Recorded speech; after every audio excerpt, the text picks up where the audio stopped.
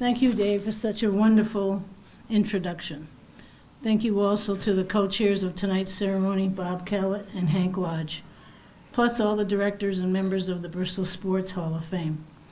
I'm honored to be here among the Bristol sports legends, as I did not grow up in town, but have owned 3 homes in the 50 years that I did live here. I've been here 59 years now. This is not my first rodeo.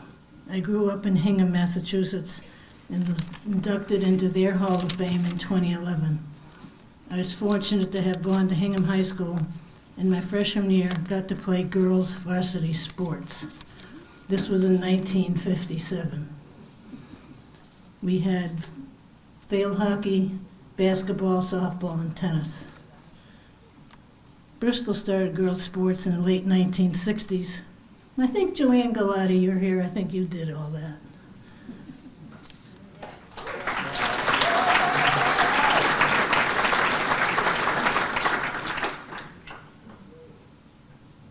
But the Bristol Girls Club had various sports years before.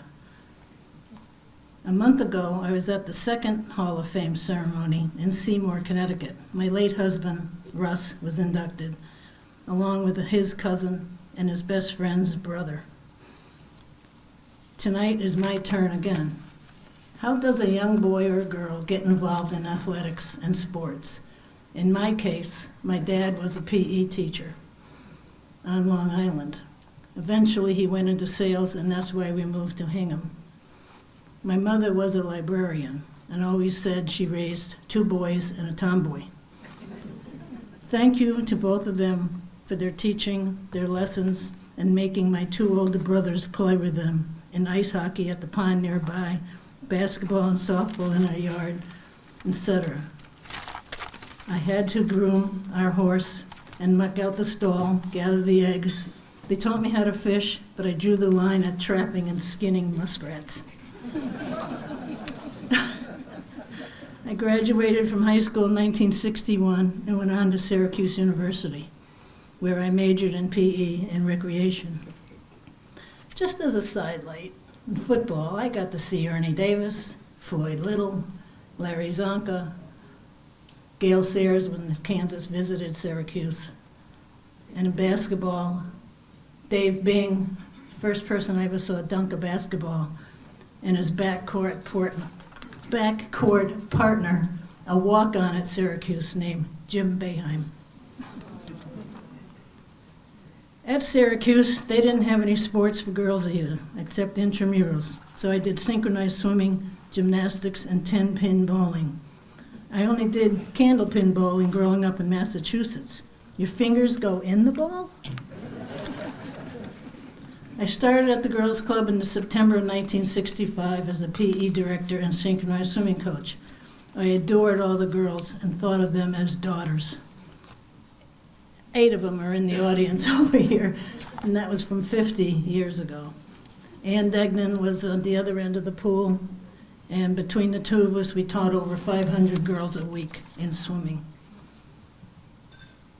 I'm loving thanks also to Skip Henderson, the club director for over 40 years, my ideal role model. Why no one ever thought to name the gym or the pool after her is beyond belief. You all may know I was Karen and Sarah Josephson's first coach. They were the first 2 women inducted into the Bristol Sports Hall of Fame in 1997. They also may have started a trend, as 3 of the older synchronettes each had sets of twins after they were married.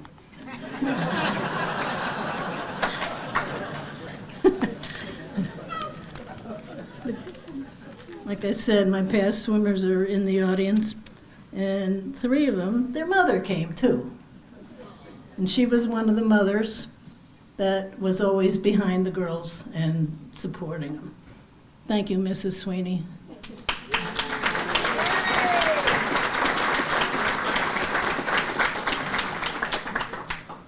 Other past inductees I had the opportunity to teach, coach, or as teammates or opponents are Tammy Chapman, Coral Richardson, Debbie James, Joanne Galati, Margie Funk, and Gail Erickson. My regular foursome when I retired my softball glove was Gail Erickson, Elaine Wachtel, and Liz Nato. We golfed all over the state, but not necessarily with each other, and from Quebec all the way down to Florida. Thank you, ladies.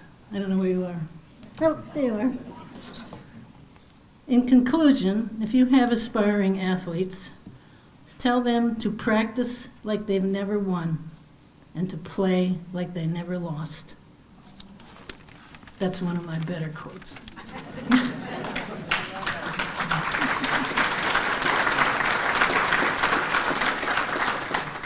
My athletic life, I think, is over now due to injuries, and I'll be 81 next month.